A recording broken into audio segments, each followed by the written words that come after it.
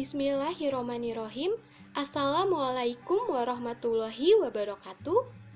Yang terhormat Ibu Ismawati Haribowo, SEMSI, selaku dosen pengampu mata kuliah Analisa Laporan Keuangan dan Pasar Modal, serta teman-teman kelas 4B yang berbahagia. Di sini kami dari kelompok 9 akan mempresentasikan hasil diskusi dari kelompok kami mengenai analisa aktivitas investasi dan analisa aktivitas investasi atas investasi antar perusahaan. Sebelumnya, izinkan saya memperkenalkan diri. Nama saya Ambar Agustina Raslaila dengan NIM belakang 083. Perkenalkan, nama saya Galih Virgiawan Agung dengan NIM belakang 77. Saya Ryan Jatira Harjo, NIM 079. Kenalkan, nama saya Muhammad Nur Rizky Syuhada dengan NIM belakang 082. Nama saya Azmi Nual Sidik, NIM-nya 134. Perkenalkan, nama saya Muhammad Fikri dengan NIM 111-808-20000-136. Penjelasan pertama dimulai dari bab 4, yaitu mengenai analisis aktivitas investasi. Materi atau subbab pertama adalah tentang analisis akuntansi atas kas. Kas sendiri merupakan aset yang paling liquid, mencakup mata uang, deposito dana, money order, dan cek. Setara kas tergolong aset yang sangat lancar, investasi jangka pendek yang siap dikonversi menjadi kas, dan hampir jatuh tempo sehingga resiko perubahan harga yang disebabkan pergerakan tingkat bunga minimal. Sedangkan likuiditas sendiri berarti jumlah kas atau setara kas yang dimiliki oleh perusahaan dengan jumlah kas yang dapat diperoleh dalam waktu singkat. Selain memeriksa jumlah aset likuid untuk perusahaan, harus mempertimbangkan yang pertama itu sejauh mana setara kas diinvestasikan pada efek ekuitas. Perusahaan dapat mengalami penurunan likuiditas jika nilai pasar dari efek investasi tersebut turun. Yang kedua, kas dan setara kas seringkali dibutuhkan sebagai saldo kompensasi untuk mendukung suatu perjanjian pinjaman atau sebagai jaminan hutang. Submateri selanjutnya yaitu analisis akuntansi atas piutang. Piutang sendiri merupakan nilai jatuh tempo yang berasal dari penjualan barang atau jasa atau dari pemberian pinjaman. Pinjaman uang, piutang usaha mengacu pada janji lisan untuk membayar yang berasal dari penjualan produk dan jasa secara kredit. Sedangkan wesel tagih mengacu pada janji tertulis untuk membayar. Piutang diklasifikasikan ke dalam aset lancar jika diharapkan akan direalisasikan atau ditagih dalam jangka waktu 1 tahun atau 1 siklus operasi, tergantung dari mana yang lebih panjang. Baik, selanjutnya saya akan menjelaskan tentang analisis piutang. Analisis piutang di sini terbagi menjadi 3. Yang pertama yaitu resiko kolektabilitas atau penagihan, di mana analisis harus mempertimbangkan bahwa meskipun pendekatan dengan rumus untuk menghitung penyisihan piutang tak tertagih sangat mudah dan praktis, perhitungan ini mencerminkan penilaian mekanik yang menghasilkan kesalahan. Informasi yang berguna harus diperoleh dari sumber atau perusahaan lain.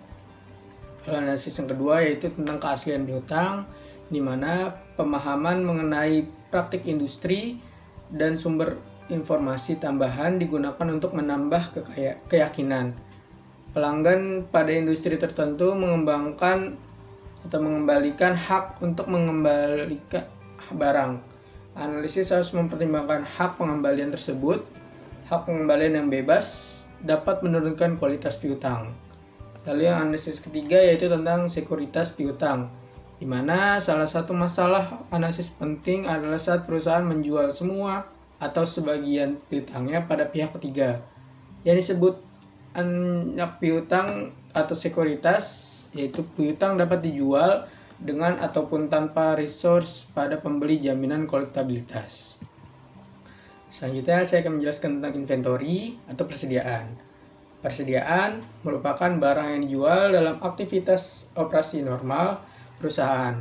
Pentingnya metode akumulasi biaya dalam penilaian persediaan disebabkan oleh dampaknya pada laba bersih dan penilaian aset.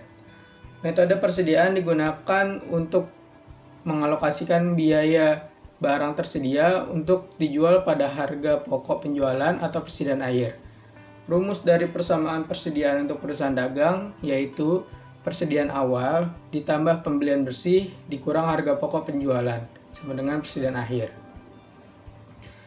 Selanjutnya ada analisis persediaan. Analisis persediaan yaitu biaya persediaan awalnya dicatat pada neraca. Saat persediaan terjual, biaya ini dipindahkan dari neraca dan mengalir pada laporan laba rugi sebagai harga pokok penjualan.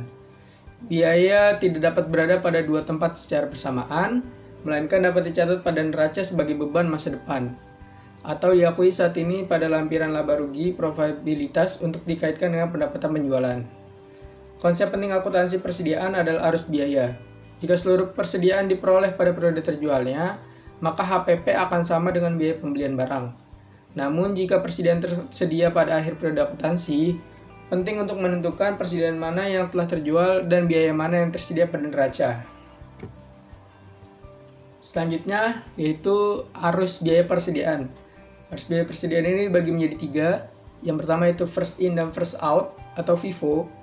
Yang dibeli pertama merupakan yang pertama dijual. Lalu yang kedua adalah last in first out atau LIFO, yaitu yang dibeli terakhir merupakan yang pertama dijual. Dan yang ketiga atau yang terakhir ada average cost atau biaya persediaan rata-rata, yaitu unit jual tanpa memperhatikan urutan pembeliannya dan menghitung HPP serta persediaan akhir sebagai rata-rata tertimbang. Selanjutnya saya akan menjelaskan tentang fixed asset. Fixed asset atau aset tetap merupakan aset berwujud tak lancar yang digunakan dalam proses manufaktur, penjualan, atau jasa yang menghasilkan pendapatan dan arus kas selama lebih dari satu periode. Oleh karena itu, aset ini memiliki periode manfaat yang diharapkan masa manfaatnya yang meliputi lebih dari satu periode. Baik, selanjutnya akan dijelaskan oleh teman saya. Yang selanjutnya ada analisa fixed asset. Di sini ada 4 kategori. Yang pertama ada menilai sumber daya alam, yang kedua penyusutan, yang ketiga depresi, dan yang keempat penurunan nilai. Analisis fixed asset. Penilaian nilai aset tetap menjadi sebesar nilai pasar tidak diperbolehkan dalam akuntansi. Namun, konservatisme mengizinkan adanya penghapusan nilai karena penurunan nilai yang permanen. Penurunan nilai menghilangkan beban yang terkait dengan aktivitas operasi pada periode masa depan. Aturan akuntansi untuk menurunkan nilai aset jangka panjang mewajibkan perusahaan untuk secara berkala menelaah kejadian atau perubahan kondisi yang merupakan penurunan nilai.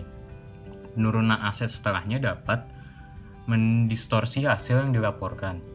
Jika taksiran arus kas tidak lebih kecil dari nilai yang tercatat aset, maka nilai aset diturunkan. Kerugian penurunan nilai dihitung sebagai selisih nilai tercatat aset dengan nilai wajarnya. Selanjutnya, menganalisis penyusutan dan depresi. Menganalisa penyusutan membutuhkan evaluasi kelayakan. Evaluasi ini dapat menggunakan pengukuran seperti rasio penyusutan terhadap aset total atau penyusutan terhadap faktor yang terkait dengan ukuran lainnya. Terdapat beberapa pengukuran yang terkait dengan umur aset tetap yang berguna untuk membandingkan kebijakan penyusutan antar periode dan antar perusahaan. Di antaranya rata-rata jangkauan total, umur rata-rata, dan umur sisa rata-rata. Yang pertama, rata-rata jangkauan waktu total, itu caranya umur rata-rata ditambah umur sisa rata-rata. Selanjutnya ada aset tak berwujud. Aset tak berwujud merupakan hak, istimewa, dan manfaat kepemilikan atau pengendalian. Dengan karakteristik umum, tingginya ketidakpastian masa manfaat dan tidak adanya wujud fisik. Aset tidak berwujud juga seringkali tidak dapat dipisahkan dari suatu perusahaan atau segmennya. Masa manfaat yang tidak terhingga dan mengalami perubahan penilaian yang besar karena kondisi yang kompetitif. Materi selanjutnya akan dijelaskan oleh teman saya yaitu Muhammad Fikri. Lalu ada akuntansi aset tak berwujud. Nah, itu terdapat 2 macam. Yang pertama dapat diidentifikasikan dan yang kedua tidak dapat diidentifikasikan. Aset tak berwujud yang dapat diidentifikasi terpisah dan dikaitkan dengan hak tertentu atau keistimewaan selama periode manfaat yang terbatas. Aset tidak berwujud yang tidak dapat diidentifikasi yaitu aset yang dapat dikembangkan secara internal atau dibeli namun tidak dapat diidentifikasikan dan seringkali memiliki masa manfaat yang tak terhingga. Kalau yang dapat diidentifikasikan kan manfaatnya terbatas. Nah, kalau ini kan manfaatnya yang tak terhingga gitu. Lalu ada analisis aset tak berwujud. Saat kapitalisasi biaya, aset tak berwujud yang dapat atau tidak dapat diidentifikasi, biaya tersebut selanjutnya harus diamortisasi sepanjang periode masa manfaat aset. Nah, jangka masa manfaat tergantung pada jenis, kondisi, permintaan, situasi kompetitif, hukum, kontrak, aturan, atau batasan ekonomis lainnya. Misalnya, hak paten merupakan hak eksekutif yang diberikan pemerintah kepada investor selama periode tertentu. Lalu ada aset tak berwujud, tak tercatat, dan kontingensi. Nah, salah satu aset tak tercatat yang terkait dengan pembebanan yang terkait dengan elemen jasa atau ide. Sebagai contoh adalah program televisi yang dicatat sebesar biaya tersembunyi untuk menghasilkan penghasilan lisensi yang bernilai jutaan. Lanjut ke efek investasi. Efek investasi dilaporkan dalam laporan posisi keuangan berdasarkan biaya perolehan atau nilai wajar, tergantung pada jenis efek dan tingkat pengaruh atau pengendalian yang dimiliki perusahaan investor terhadap perusahaan investi. Akuntansi untuk efek investasi ditentukan berdasarkan klasifikasinya. Umumnya diklasifikasikan sebagai efek utang atau ekuitas. Nah, tadi saya jelaskan efek utang dan ekuitas. Nah, efek utang ini mempresentasikan hubungan kreditor dengan entitas lain. Contohnya adalah obligasi pemerintah daerah, obligasi perusahaan, dan wesel bayar, serta utang konversi. Sedangkan di efek ekuitas mempresentasikan kepentingan kepemilikan pada entitas lain. Contohnya saham biasa dan saham preferen, serta hak untuk memperoleh atau menghapus kepentingan kepemilikan seperti jaminan, hak saham, serta opsi beli dan opsi jual. Baik, materi selanjutnya akan dijelaskan oleh teman saya. Selanjutnya ada analisis efek investasi. Analisis sekuritas investasi memiliki dua tujuan, yaitu yang pertama memisahkan kinerja dan aset operasi dari kinerja dan aset investasi. Yang kedua itu menganalisa distorsi akuntansi dari efek, potensi distorsi akibat akuntansi efek investasi yang harus diperhatikan oleh analis, yaitu peluang untuk memperoleh keuntungan yang diperdagangkan, lalu kewajiban yang diakui sebesar biaya perolehan, lalu definisi efek ekuitas yang tidak konsisten, dan klasifikasi berdasarkan minat. Lalu ada kombinasi bisnis atau penggabungan usaha.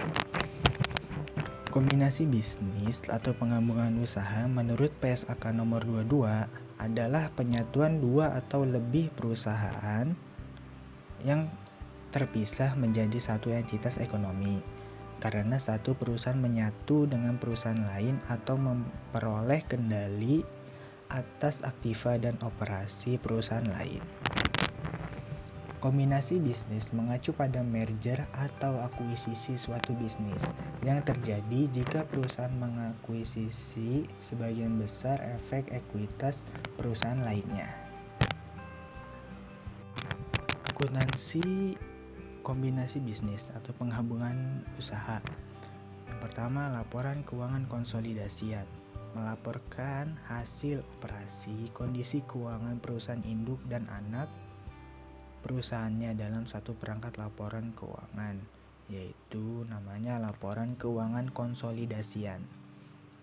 Yang kedua ada mekanisme konsolidasi yang melibatkan dua langkah, yaitu agregasi dan eliminasi. Agregasi adalah menggabungkan laporan keuangan, yaitu aset, liabilitas, pendapatan, dan beban dari entitas anak ke dalam laporan keuangan entitas induk. Yang kedua ada mengeliminasi transaksi antar perusahaan untuk menghindarkan perhitungan ganda atau pengakuan laba yang prematur. Yang ketiga ada penurunan nilai goodwill. Goodwill merupakan salah satu aset tak berwujud yang timbul dari merger dan akuisisi. Goodwill adalah kelebihan nilai harga untuk sebuah perusahaan di atas nilai wajar dari keseluruhan aset bersih yang diperoleh perusahaan penawar. Goodwill yang dicatat dalam proses konsolidasi memiliki umur yang tak terbatas dan karena tidak diamortisasi. Namun goodwill ditelaah setiap tahunnya untuk penurunan nilai. Permasalahan dalam kombinasi bisnis. Yang pertama ada pertimbangan kontingensi. Dalam beberapa kombinasi usaha, pihak-pihak tidak menyetujui suatu harga. Hal ini disebut dengan pertimbangan kontingensi, di mana disetujui bahwa penambahan uang akan dibayarkan oleh pembeli ketika penjual jika target kinerja masa depannya tercapai oleh perusahaan yang kombinasi. Yang kedua ada alokasi total biaya. Seluruh aset yang dapat diidentifikasi, yang diakuisisi, dan kewajiban yang ditanggung dalam penggabungan usaha menerima alokasi total biaya yang umumnya sama dengan nilai wajarnya masing-masing pada tanggal akuisisi. Yang ketiga ada akuntansi push and down. Sebagai basis akuntansi dan pelaporan baru untuk tiap entitas dengan laporan keuangannya yang terpisah yang berdasarkan pada transaksi pembelian saham berhak suara dan menghasilkan perubahan kepemilikan saham berhak suara yang beredar. Ketika akuntansi push down tidak digunakan dalam akuisisi, alokasi harga pembelian dalam aktiva bersih berwujud dan goodwill diselesaikan dalam kertas kerja konsolidasi. Selanjutnya ada penelitian dan pengembangan dalam proses. Beberapa perusahaan menghapus sebagian besar biaya akuisisi seperti penelitian dan pengembangannya yang dibeli. Selain itu dapat dikenakan drastik dalam penghapusan tersebut khususnya pada industri teknologi tinggi. Yang kedua ada utang dalam laporan keuangan konsolidasian. Liabilitas dalam laporan keuangan konsolidasi tidak beroperasi sebagai lawan aset dalam hal gagal bayar. Kreditor yang dijamin atau tidak dijamin hanya mendapatkan klaim aset yang dimiliki oleh perusahaan yang berhutang. Selanjutnya ada penjualan dan laba sebelum akuisisi. Saat akuisisi dilakukan di pertengahan tahun, perusahaan akan melaporkan ekuitas mereka pendapatan dari anak perusahaan dari tanggal akuisisi ke depan. Terdapat dua metode menurut GAAP untuk mencapai hal tersebut. Yang pertama, perusahaan dapat menerbitkan laba rugi konsolidasi dengan penjualan, beban, dan laba anak perusahaan dari tanggal akuisisi ke depan. Yang kedua, perusahaan dapat melaporkan laba rugi konsolidasinya, penjualan, dan beban anak perusahaan seluruh tahun dan menarik laba sebelum akuisisi sehingga hanya laba setelah akuisisinya dimasukkan dalam laba bersih konsolidasi. Selanjutnya ada keterbatasan tambahan dalam laporan keuangan konsolidasi. Yang pertama, laporan keuangan masing-masing perusahaan yang membentuk entitas yang lebih besar tidak selalu dibuat berdasarkan basis yang dapat diperbandingkan. Yang kedua, laporan keuangan konsolidasi tidak mengungkapkan pembatasan pengguna kas di masing-masing perusahaannya. Yang ketiga, perusahaan dengan konsolidasi keuangan yang buruk seringkali digabungkan dengan perusahaan kondisi keuangan yang kuat, sehingga mengaburkan analisis kita atau penganalisis. Yang keempat, tingkat transaksi antar perusahaan tidak dapat diketahui. Yang terakhir, akuntansi untuk konsolidasi anak perusahaan keuangan dan asuransi menimbulkan masalah khusus bagi analisis. Selanjutnya akan dijelaskan oleh Syuhada. Baik, selanjutnya perusahaan multinasional. Perusahaan multinasional adalah perusahaan yang melibatkan penanaman modal asing dan memiliki aktivitas nilai tambah di lebih dari satu negara. Definisi tersebut menggambarkan kegiatan perusahaan multinasional dalam dua karakteristik, yaitu mengkoordinasikan seluruh masalah dalam satu struktur perusahaan dan memiliki berbagian besar dalam transaksi ekonomi yang berhubungan dengan aktivitas koordinasi lintas negara. Kedua karakteristik ini membedakan perusahaan multinasional dari perusahaan lain. Baik, selanjutnya, masyarakat Eropa membentuk suatu undang-undang pada tahun 2001 tentang perusahaan multinasional yang dibentuk di antara negara-negara Eropa. Undang-undang ini memberikan izin pendirian suatu perusahaan Eropa yang dikenal dengan The Societas Europea. Societas Europea dapat didirikan dengan 4 cara, yaitu: pertama, merger antara 2 atau lebih perseroan terbatas yang sudah go public dari paling sedikit 2 negara anggota yang berbeda. 2. Pembentukan suatu holding perusahaan atau kelompok perusahaan yang diajukan oleh 2 perseroan terbatas yang sudah go public atau perusahaan private dari paling sedikit 2 anggota negara. Yang ketiga, pendiri anak-anak perusahaan paling sedikit 2 negara anggota yang berbeda. 4. Transformasi suatu perseroan terbatas publik yang telah mempunyai anak perusahaan di negara anggota lain yang paling sedikit 2. Kemudian, ada 5 penyebab perusahaan multinasional merubah harga penjualannya pada transaksi afiliasi. Yang pertama, pelarian dana. Yang kedua, menghindari pajak. Yang ketiga, menyesuaikan laba. Yang keempat, mengurangi pembatasan kuota. Yang kelima, melakukan keuntungan kompetisi. Selanjutnya, bagian-bagian dari perusahaan multinasional. Yang pertama, induk perusahaan, kemudian ada kantor cabang atau cabang perusahaan, yang ketiga kantor pusat, dan yang keempat anak perusahaan afiliat, dan yang kelima anak perusahaan subsidiari. Demikian presentasi yang dapat kami sampaikan. Semoga apa yang kami sampaikan bisa menambah ilmu bagi kita semua. Terima kasih atas perhatiannya dan mohon maaf jika ada salah kata. Wassalamualaikum warahmatullahi wabarakatuh.